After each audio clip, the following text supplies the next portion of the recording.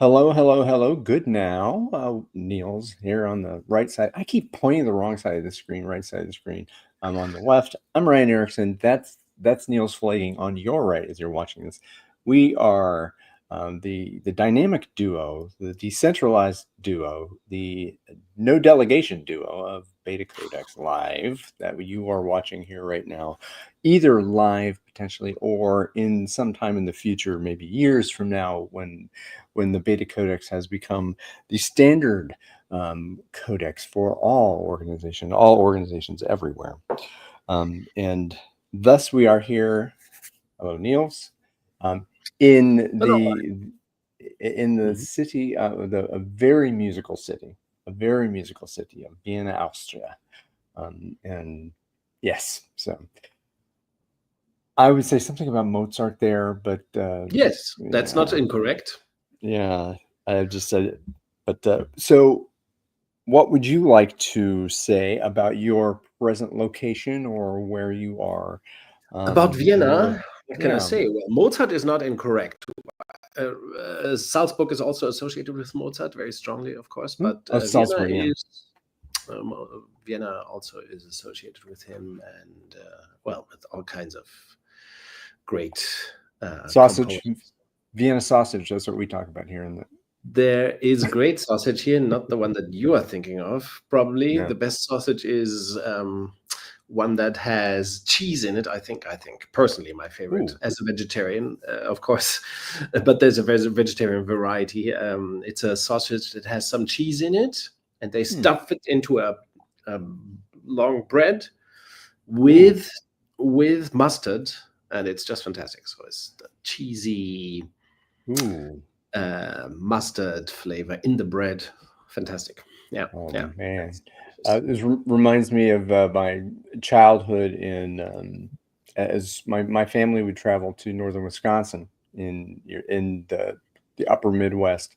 Very much a bratwurst, and we were aficionados of bratwurst, like the real bratwurst.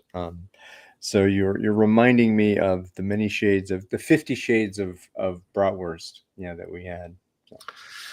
Yes, I mean, usually that's the thing about Austria and Germany, that the variety of sausage is a little bit bigger than one would imagine, right? Like there's a lot of more variety to cheese in France than there is in the US, for example.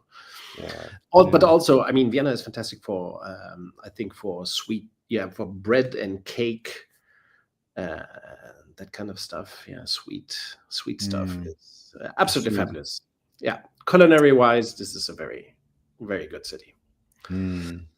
Yes, and SICK is busy this week with events around Beta, so I have plenty of time to talk to Beta around the world. So there we exactly. Speaking of around the world, and the deliciousness of decentralization, the topic for today came from an article you wrote, I guess maybe 2 weeks ago, possibly.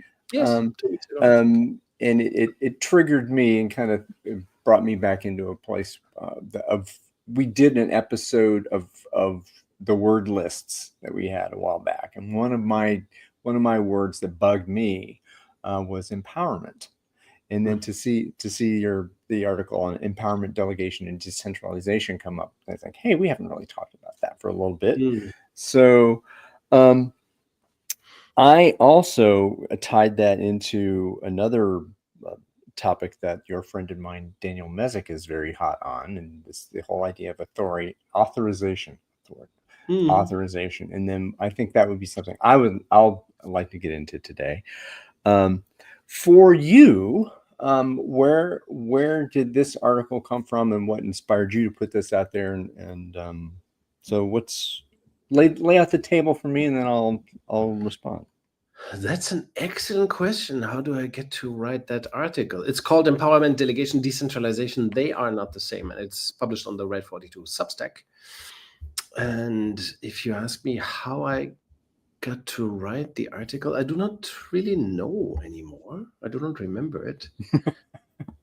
I think I had a similar piece. Yeah, I had a piece about the difference between empowerment, delegation, and decentralization in German, but it was very short, very, very, let's say, too short, overly short. And I thought, okay, I'm not sure if I have ever written anything in English about it. So I translated it with DeepL, and I thought, this is not enough. This is not cool.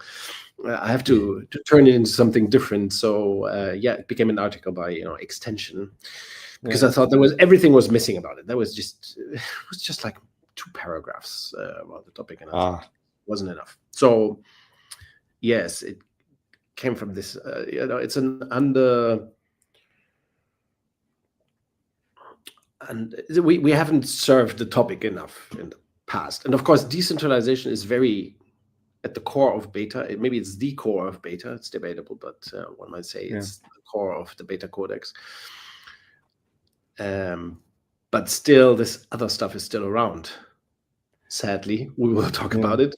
So it needs some clarification. What is there really a difference, or is it all the same? And how is it different? And why is decentralization cool, or is it just an opinion? Because the other thing that's floating around, somebody wrote to me about this yesterday, this endless debate about centralization versus decentralization. Sometimes you need centralization. That's just fascist propaganda, of course. Sometimes you need centralization. Sometimes you can do decentralization, but people may not be ripe for it. There's so much, nonsense swirling around the topic of decentralization that also needs clarification. We talked about that in another episode, but here we want to focus about the difference between those 3 concepts. Yeah, and maybe the deviance, right? So you mentioned difference right up. The intro to the article talks about Gregory Bates and Niklas Luhmann about the difference that makes a difference. So maybe that's a good place, and you're inviting that topic. So what is, in my mind, right? So what is the difference that makes a difference? That I came to when I saw that the tagline. It got me thinking of Sesame Street back in the days. Like there's a song from Sesame Street that one of these things is not like the other. So one of these 3 things is not like the other. Very Batesian. Well, very good. Well, maybe his maybe he had Sesame Street, and of course kids need to learn to distinguish things. That's a very essential capability. Cats from dogs, and tables from chairs. So if I think of the roots, what are the differences between them, right? So empowerment to me implies I have the power, I'm giving it to you, now you are ordained by me to use the power that you now have. You didn't have power before, and now you got it, so use it, right? And the delegation to me is the specific, is more specific about decision rights. I have these decisions about this stuff. Now you may make the decision that I was making about this stuff within the boundaries that I set, right? And decentralization, again, being a whole a philosophical, structural, and that we're talking about, well, the authority distribution and how decisions are made, that there is a structural difference between what we talk about in this decentralized environment where the periphery is in control of steering versus in a centralized, formally dominating hierarchy, where it's really only 2 things, because you say it's kind of like a false dichotomy between empowerment and delegation, because it all exists within a very fixed formal authority structure. Yes. So, okay. Yes, in a way, but this is today. We know that delegation and empowerment are there to sustain command and control, to embellish it in a way, right? That is not supposed to mean that everybody in history who ever talked about delegation or empowerment was wrong or evil-minded. Not at all. There have been wonderful thinkers, using the term empowerment, especially. I think it's important to recognize historically that delegation was the first term in this that gained, popularity. Then that must have been in the 50s and 60s, I think. Delegation, not quite sure about when it was most popular, probably in the 60s. And then empowerment, I think, came in the 1980s and 90s, meaning something very similar. Structural wise, it wouldn't change anything, but it would mean that superiors, bosses could transfer some of their authority to underlings, and it makes this, describing it like that,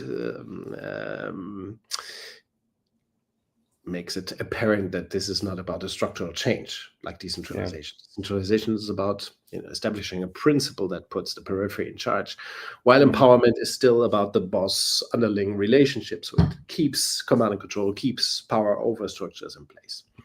The same goes for delegation. It's like the lipstick on a pig thing.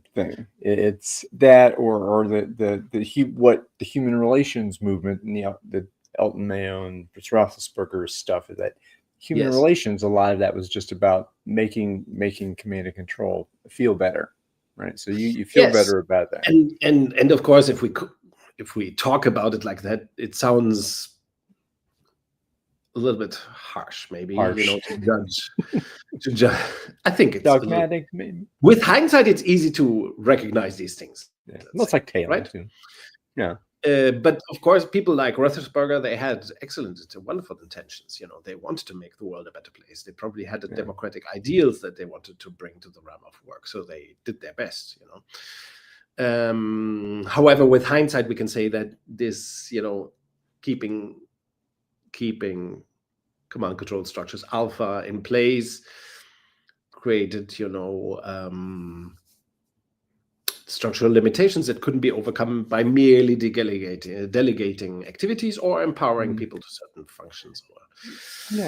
It's a tool. It's a tool that again, this going back to human relations, and again, I'm very black and white about it. But I mean, there's when the human relations movement started, there's so much emotional harm and there's just awful stuff happening in the workplace that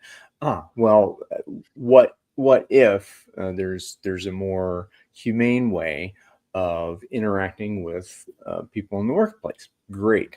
And then, of course, as we see with many tools as tools of management that come along, they get abused, and maybe misunderstood and manipulated to that has happened with empowerment. Clearly that happened, because when the empowerment movement started, there was a lot of optimism and cheerfulness and glee around the concept, and then of course it was more and more abused, embraced by the big consulting firms and so on, so it went nowhere. I think what both delegation and empowerment were lacking, and with hindsight it's easy to see that, is the systemic context. Whereas we would say change the system so people's relationships and authority will change. The idea of delegation and empowerment was to leave the arrangement, the change in the hands of individual managers.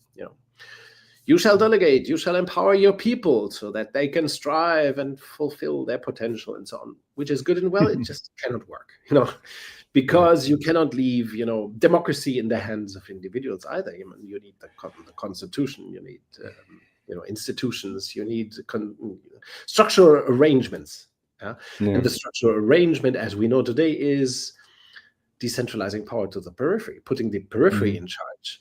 And then, of course, you will have more empowered people, but that's a side effect, so to speak, a consequence of the structural arrangement. And the empowerment movement, of course, ended with a lot of hopes and shatters and lots of disappointment because it couldn't shattered dreams, talking about shattered dreams. Is that Johnny Hates Jazz, the band Johnny Hates Jazz? It is Johnny Hates. Now you're giving me nothing but shattered dreams. Shattered dreams of empowerment and delegation. Beautiful. We Um, can always reach back to 80s music. All the answers always. are in 80s music. All the answers are in ages. So I wanted to pause there for a moment because you alluded to the individualism Mhm. aspect of so it's you and me, I am empowering you, and so you can empower others to do their own bit, right? And so one of the differences we talk about in the article is that how value is created. Because you get to is it, oh, I'm creating the value as a manager, and because I have all these people, my people that I own, to create value. But what you really see and what really happens, if you think about it, is that the value is created through people, between people, in relationship, in these Yes. constellations of people together. So um, I, I I have something. I have a customer need, a requirement that we in the periphery are creating. Oh, we need to have resource flow into here. We need to have transparency so that we all can understand what's happening here in the flow. And that's not a one person job. That's an Very well. ensemble effort. Organizing is solitary confinement, and you do not overcome that. You do not overcome that through a little bit of delegation and embellishment and empowerment. Yeah, it's the second downside. Brilliant that you bring it up. I didn't even have it, in my mind today.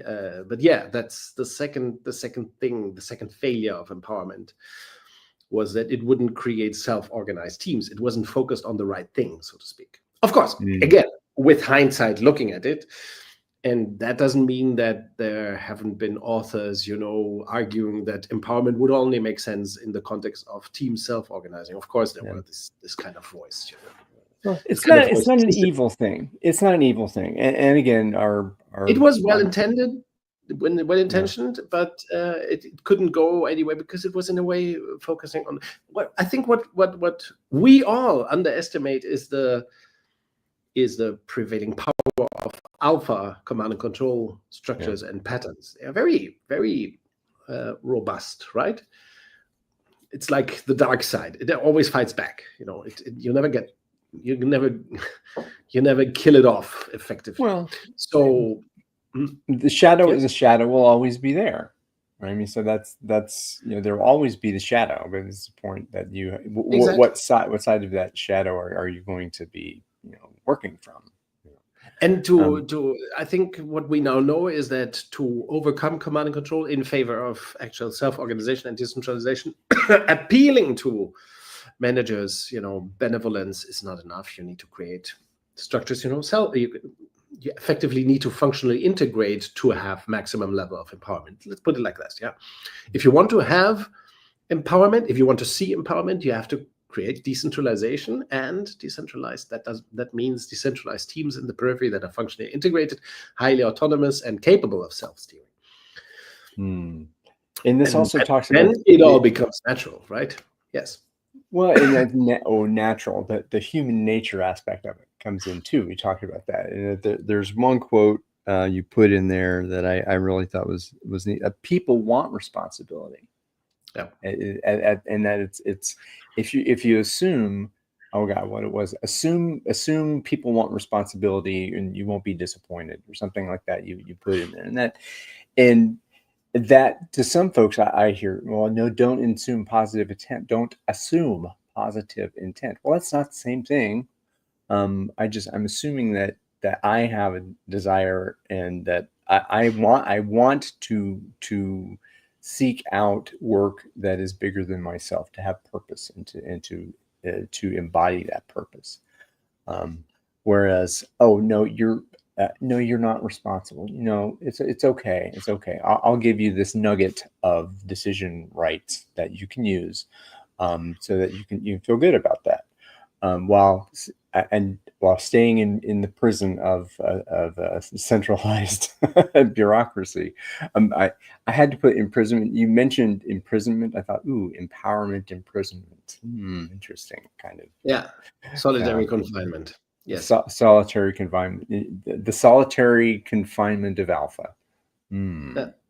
It is like that. It's a very lonely place in alpha organizations. It's a very lonely place. That's why people who have the former power, managers, top managers, executives, cannot even enjoy it. It's a very, very dark place, very sad and lonely place, right? Yeah. A beta organization, of course, as it relies more on, as we consider the team, the smallest unit, or let's say 2 people and their communication. That's the smallest unit, and then there is a team. It means that a beta organization, it relies more on actual conversation and discourse than alpha organizations that rely on steering, management by numbers, etc., command and control, micromanagement, which isn't good for anybody. But I would also say that what has probably stood in a way of actual empowerment of people is of course the the theory X human nature assumptions. They are not there yet, and all these maturity models. I recently read about this, in my mind, one of the worst authors in the history of business management, Elliot Jacques, who created a whole philosophy about levels of people. Elliot Jacques. Oh, I'm not familiar with him. That's good. He created a whole model around it, around people being capable of different levels of thinking in time.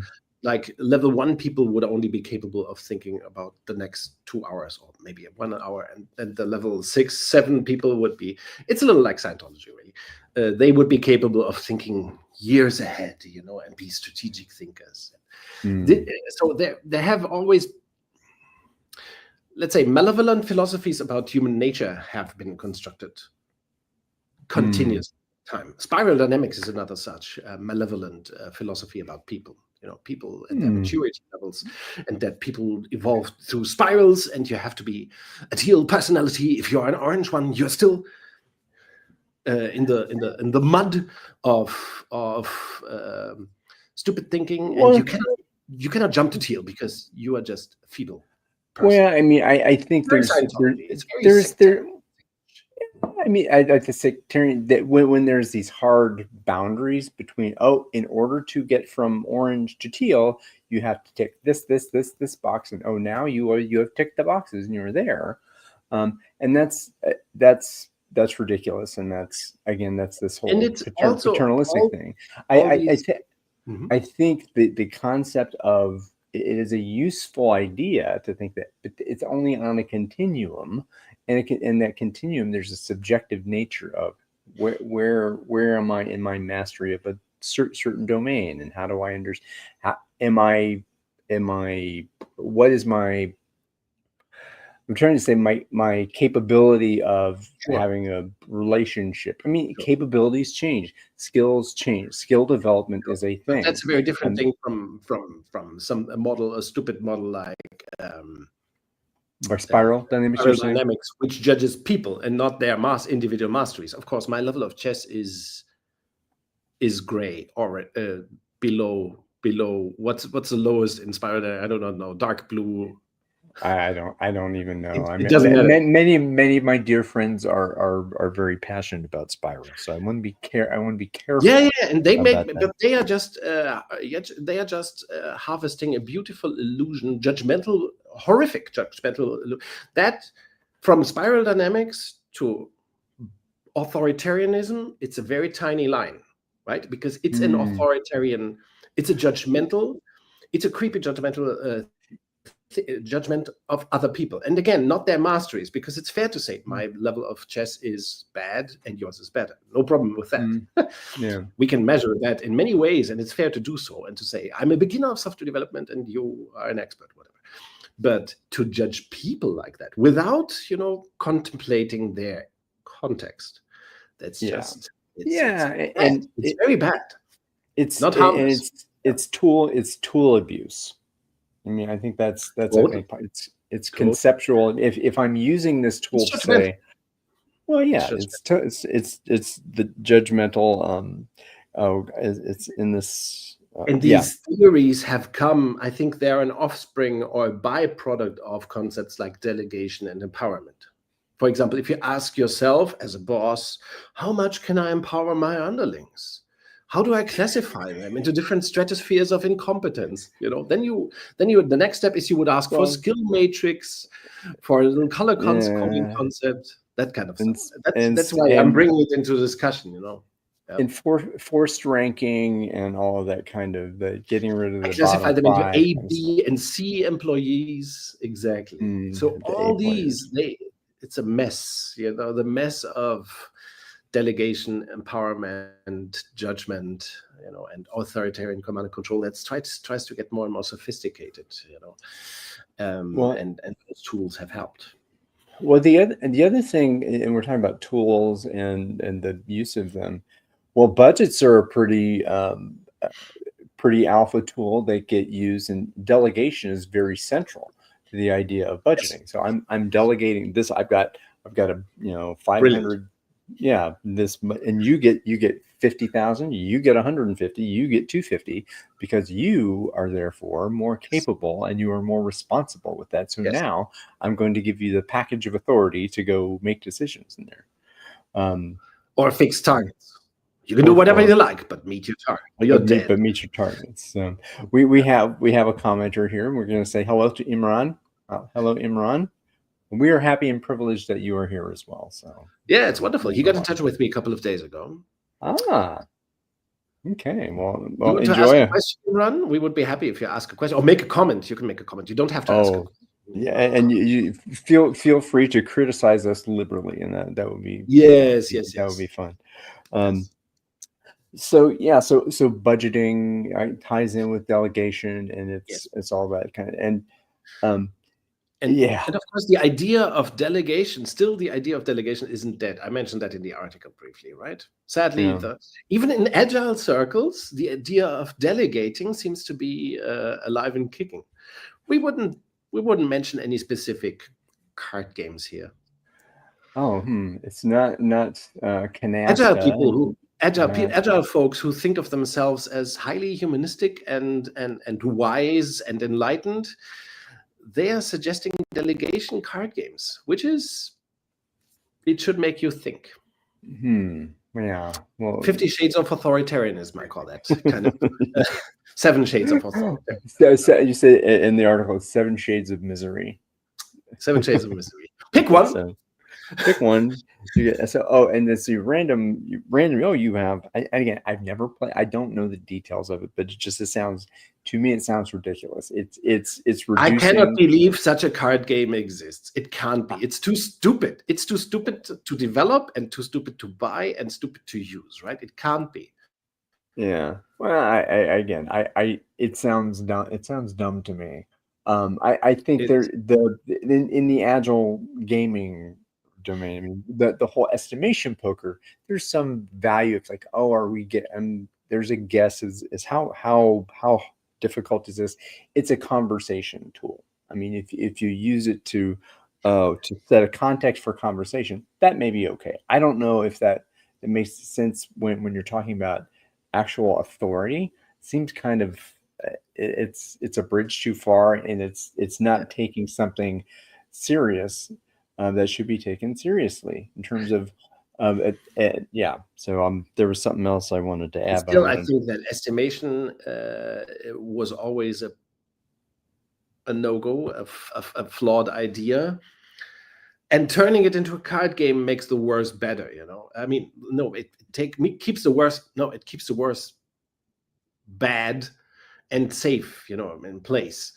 Yeah. It's to perfect the wrong thing, it shouldn't be done. Yeah. Of course, estimation shouldn't be necessary because you should use let's not use the stupid word iteration. You should use time boxing that's short enough that you do not have to estimate, that you can be sure of the time boxes you work with.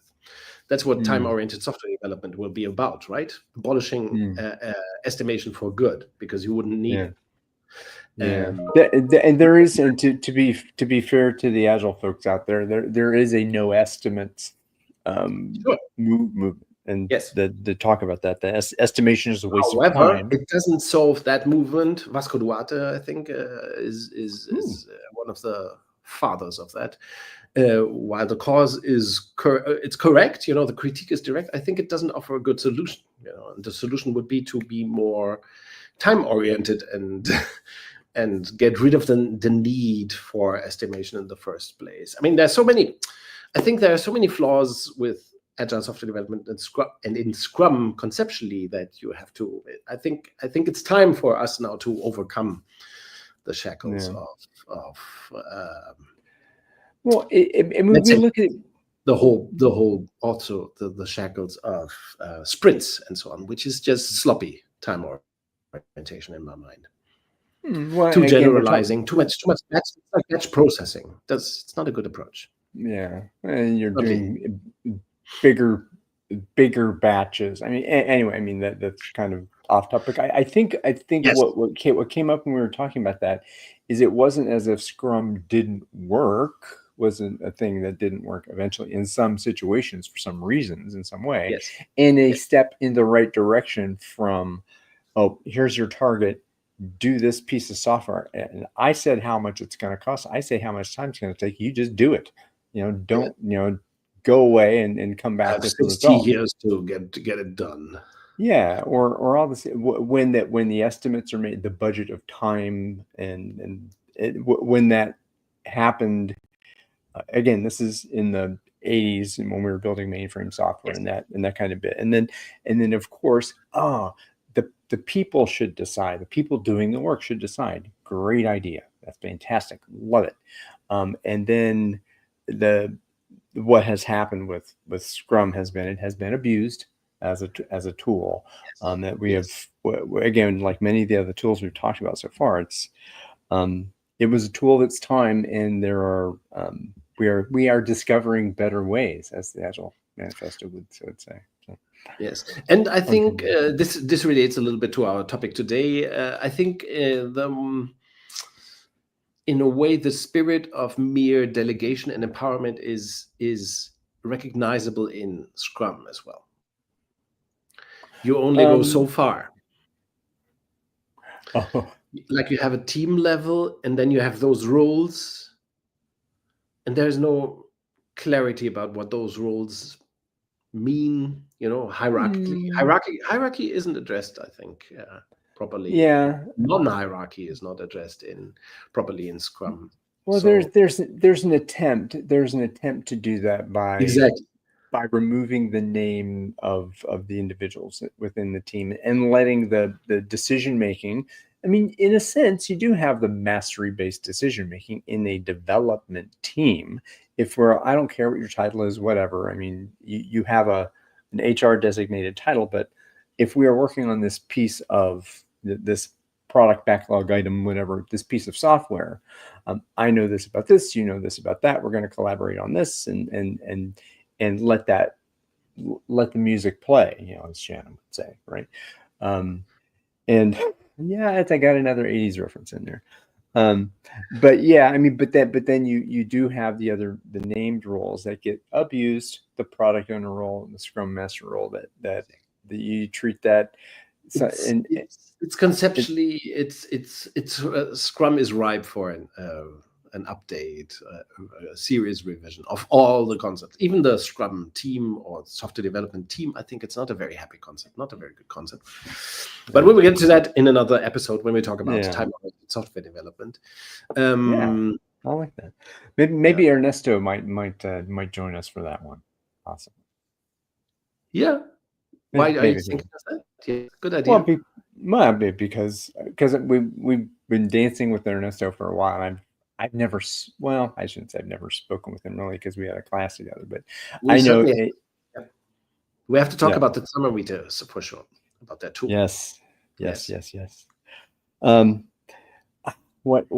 was something that back on topic, or maybe we'll go back on topic a little bit. Be kind, rewind. Mm-hmm. Be kind, rewind. Well, there are a few other gems that I wrote down from the article. Okay, I got to delegation poker. Thank you for that. The value through the leadership existing as a phenomenon between people. Yes. Right. It's not about I'm and maybe talked about a little bit before, but the assumption is that I do this by myself, and I now have the power because I've received it from you to Yes. do this thing, and that leads to the ranking, it leads to the competition, leads to all that stuff. But when we talk about dialogue and the leadership that happens between people as an observable phenomenon, not as a power dynamic. Yes. Which Not as a working dynamic. is a fundamental difference. That is a concept that in order to work in beta mode, it's very important to release yourself from the idea of what leadership means, like the definition of leadership, right? What is Yes. the definition doesn't matter. What matters is how work gets done between people, because that's the Yes. important part. That, I mean, Mary Parker Follett alluded to that when she talked of power with. And Hans Weichselbaum, he always said that, conceptually also, he says that authority is not something of the individual. It arises in connection. So it's always the connection that projects authority and that gains authority. It's never the individual, which is an interesting idea to play with, that individual authority is probably a myth, and authority arises from the interaction. So how you stand with, which is a thing that in open space beta, for example, we use very consciously, how people stand with each other, behave with each other. That is what projects authority. It's not the CEO behaving differently, but the CEO together with that person, that projects authority. And with that person, that's another source of authority. And you're talking as about, an American, it's hard to grasp such a collectivist idea. right? I mean that culturally, you're that's not well prepared to deal with. Well, because there's this fundamental rebellious spirit that this whole to the Brits, and say we're not gonna take it. No, we ain't gonna take. What is that? The Brexit hymn? What is No, that? you don't know. That was Twisted Sister. Maybe not being Twisted Sister. Twisted Sister. We're not gonna take it. That to have there's a wonderful, hilarious video for that song back in the day. I'm not quite sure. Is that from the 90s? Oh no, it's 80s. It's 80, 85, 86. I don't know. If anyone out there who may be watching now, give us a comment as to what year. I have to look it up. Twisted Sister. That's like a hard rock band. Yeah. A hair metal band with heavy metal even. Okay. Yeah, I didn't have them. I mean, the name rings a bell, but we're not gonna take it. That's our first song in the list. Okay, interesting. Sorry, apparently I'm not conscious. I will listen to I wouldn't have pegged you for a heavy metal guy anyway. And I'm not. Yeah, shit. The Twisted Sister reference blew me away. I know what I was going to talk about. You mentioned the CEO has the power in this. That you alluded to something of that. If you heard me, you would think hierarchy, but that, yes, in a way, but there's this idea of dynamic authorization. I like it. So there's fixed positional power, right? So I have power, I have a position, I've been delegated X dollars to do this. You get, percentage of those X dollars to do that. I have that fixation, right? As opposed to what you're talking about, our contexts change all the time. The context of what work needs to be in, the context of who's in the room with me, the context of what are our skill differences, what is our relationship, what's all that stuff. And based on that interaction and the dialogue that happens, then you end up having, I have a level, maybe my reputation. I have a reputation for getting stuff done. And Yes. you have not been here as long, maybe not as experienced, you come from somewhere else. But that level of authorization that's what I think it's principle 10, mastery-based decision we talk about. And I call that dynamic authorization, because we're in this love together, says Al. And we are negotiating in real time what has to be done. We're not waiting for somebody in the ivory tower to tell us how much Yes. power we have or how much authority we Yes. have. We're Yes. deciding together because we are in the periphery. We are dealing directly with the market in the world that we wish to create in the beta. So, that was a riff. That was just me playing. That was me not asking a question. Yes, I'm not sure about how to react. Maybe I shouldn't react. No, this is the reaction I'm looking for. You get to clap for me. Thumbs up. Brilliant. My beautiful insight and my lovely singing. What I think is, today, for example, one of my clients called me and told me, there's an acquisition. They are in business to business, in a business to business business. Again. Okay, so they are selling to they're a B2B company. Right? Yes, they're a B2B company. They're selling to large corporate clients, and they have this one, opportunity. And together, they had for the first time they had a meeting, between different cells, even to discuss how to deal with that client opportunity, and they knew that they had to tackle it beyond the individual cell level. So also, this kind of the freedom to collaborate between cells in the periphery, for example, that's a very important aspect of beta. And you cannot make that happen in functional silos. Of course, there is no incentive, no possibility. It would be stupid to do it usually. But in a cell structure, in a cell structure and in a decentralized organization, and this is something that even my consulting clients do not always realize at first, is the idea is that all cells have the opportunity and are free and should collaborate amongst each other, when opportunities arise.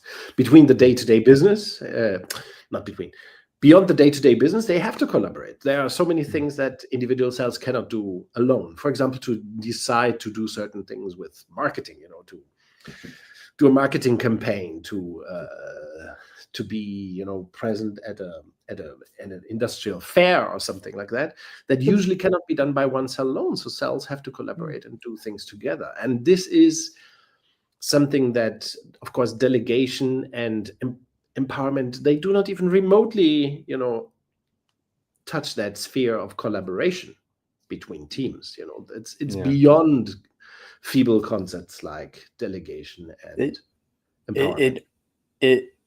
It detracts from the ability to collaborate. Yes. Yeah. And I think there's also a distinction there too between, the complete sovereignty or autonomy of a cell. There's if you fix that, the fixed boundary around that, it's like, I've got to set all of my own standards, or I have to set all of my own stuff. I mean, no, we as a company, as a confederation of cells in these relationships, we are in a sphere of activity. Because we are in that sphere of activity, because we do this thing in these markets, there are standards, right? So there are standards that in order to make sense as an organization delivering software or delivering metal pipes or delivering fast consumer goods or something like that, there's a structure of standards, and that and that I think when some folks talk about, you're self-organized, everybody's decentralized. Oh my gosh. Well, how do you you're choosing different pieces of ERP software, or I know what your thought is about ERP software, but no.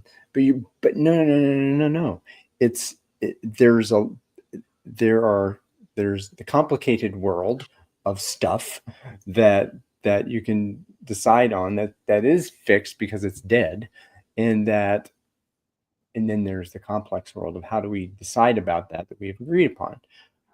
So I think that's just a misunderstanding of what decentralization. It's as in decentralization meaning out of control Yes. versus decentralization meaning very much in more control, but control of the people who actually know what the fuck to do. Yes, of course, the idea of decentralization is always to liberate day-to-day business from the interference of managers and the need of managers to interfere. That's like one of the a powerful way of describing decentralization. It is not anarchy. It is not without control. It means setting up fundamental basic value creation and day-to-day business in a way that it doesn't require management interference or steering, right? So that it can be self-steered. Beyond the day-to-day business, there are matters that require collaboration and coordination beyond individual cells, which do not have to be managed or steered by managers either. Of course, they should be influenced by mastery, people's mastery, and you should pull resources as needed, as required by the problem. But decentralization fundamentally means freeing the day-to-day business from managerial interference, and so that managers can concentrate on the company's future and building the future company. Yeah, and I think that building the future, that's a real meaty, interesting topic for me. About managers don't go away, but what the responsibility of whatever you call it, the manager's responsibility is different. What does it mean to create the business of the future? What does it mean to have that? At what point does you're planning? Right? Oh, no, you're not. You can't plan. Well, I think that's an interesting discussion I would like to have with you. I think on a future episode. Who creates the future of the business, and how do you get there? But well, the idea is that potentially everyone can get involved in building the future of the business as well. Yes, that's very essential. However, it is certainly within the responsibility of managers to dedicate most of their time to that. That's one of the distinctions of managers. Don't fuck with people. Build the company for the future. That's a very different understanding. In Alpha, it's lead your people, be a leader. Yeah. Meddle with them, and micromanage the business and whatever. And in Beta, it's take care that there are basic conditions to run the business, and surely you have to invest large part of your capacity into doing the future things. Well, this is when you're talking about this, I think what the activity is, the kind of historically said. There's an idea. There's an architect who has a blueprint of the building that's going to get built, but the architect is not on the ground actually laying the concrete or putting the boards up or doing all that kind of stuff. The architect has to understand the qualities of material, and architects and engineers and all that stuff. That these are people doing work together. That each of us have a mastery in a certain domain of skill, and whether my mastery is developing structures that afford teams of people maximum amount of authority, responsibility, and shared chosen accountability to actually get the best work done according to the needs of the market and needs of the organization.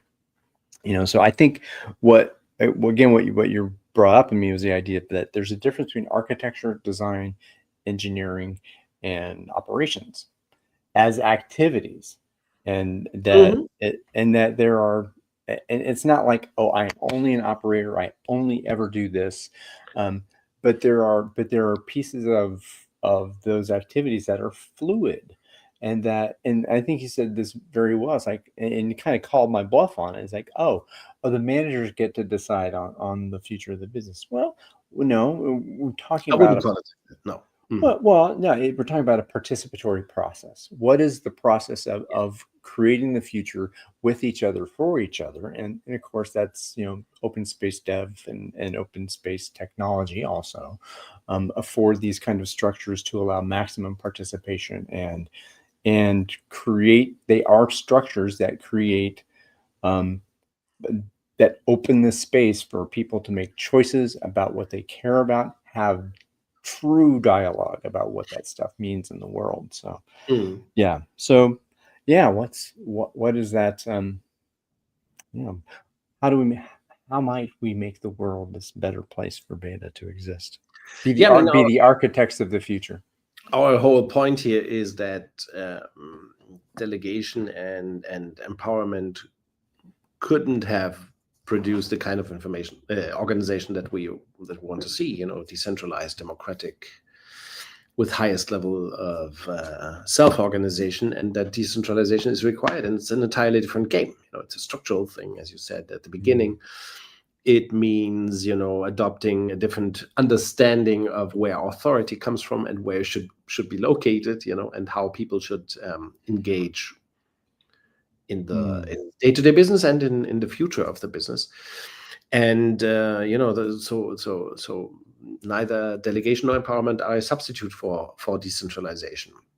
There's no way around it. And this we can call decentralization, if you do not like if anybody doesn't like the name, they can call it federalization, which is as good as decentralization as a name. But there is no alternative. Why? Because complexity rules, market complexity rules, and that forces organizations to distinguish between periphery that meets the market and center that only meets the periphery, and to decentralize power to the periphery to make that flow of value creation happen in the first place.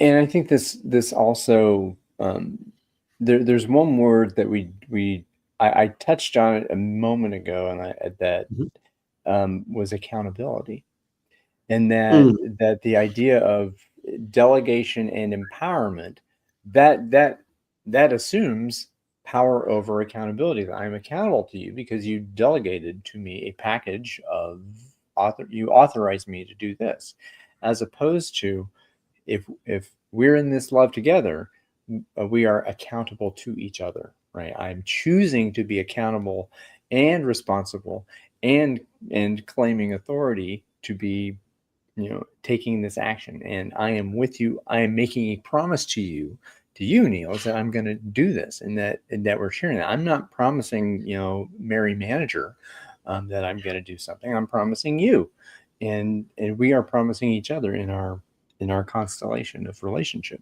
So that's a very important point, I think. Yeah, and you could call that leadership. Or you could call that, you could call that sunflower. I don't how to care. make authority and responsibility or accountability match. How to make it congruent to be in the same space. The only way decentralization and empowerment are not ways to create that match. The only approach to get this done is decentralization. Only in decentralization can you match responsibility and accountability and authority. It's the only means to get this done, to make it identical, or melt it together, so to speak. We have to find a good way to express this in English. I think we haven't quite found the vocabulary, to create this congruence. Mary Parker Follett, she was pretty close. This whole unity, not uniformity is BRN. Yes. But unifying responsibility and authority is the goal. Yeah. Very good. Thank you. Yeah, brilliant. What more? I'm trying to find. Maybe there's some more gems from the article. See, I think we should recommend people to read the article themselves. It's on the Red 42 Substack called "Transforming Organizations for Good Fast." The article is called "Empowerment, Delegation, Decentralization. They are not the same." Is the name of the article. I will put. Very readable, I would say. It is very readable. It's not a Byzantine tome or anything like that. Yes. But yes, we do have the article linked in the YouTube comments, also in the show description. We're there. We have, as I would be remiss in my duty as host here if I didn't say, watch us on YouTube at the BetaCodex Network. Yes, and sign up to the Substack as well. Subscribe, please. So News from the beta world. Yes. it's all there. Okay, that's the Substack, BetaCodex Network Substack, where we also publish articles and videos every week, at least. Yes, you are a very active Substacker now, so I have to commend you. Yes, I'm trying to build a routine of posting something on both Substacks, the BetaCodex one and the Red 42 one every week. It's a little bit too much, maybe, but I'm trying to produce a piece for both Substacks weekly. Yeah. You're establishing a rhythm. Sure. But for the BetaCodex Substack, very importantly, everybody can contribute content. So if you have something, get in touch with me. You can mail it to me, share it with me, tell me about it. We can find a way to get it published there. So it will definitely find its audience. And I'm kind of curating or editing the Substack right now. Yeah, the managing editor. Yeah. The managing the editor in chief. The editor in chief. Editor in something, exactly. So as I do not want to keep posting a new piece myself, producing a new piece myself every week, I would like to others to chip in and also share don't fear the Reaper. Don't fear the Reaper. Do you know that one? Blue Oyster Cult? No. Yes. What does it mean? Don't fear the Reaper. I don't know what it means. I just know the tune from Blue Oyster Cult. That's a 70s tune. Blue Oyster Cult is a band that I haven't I never kind of touched. Yeah, I'm going into the hard rock thing a little more. So allow me that. I was in kind of a hard rock heavy metal band back in the day. Played a lot of Rush, played a lot of Kiss, lots of good 80s stuff. So, oh wow. So looking ahead, there's lots of stuff coming up. There's a new foundation out there dedicated to our matron saint of the BetaCodex, Mary Parker Follett, the Follett Foundation. Hopefully we can invite Matthew Shapiro in here, who is I don't That's know a good idea. We have that.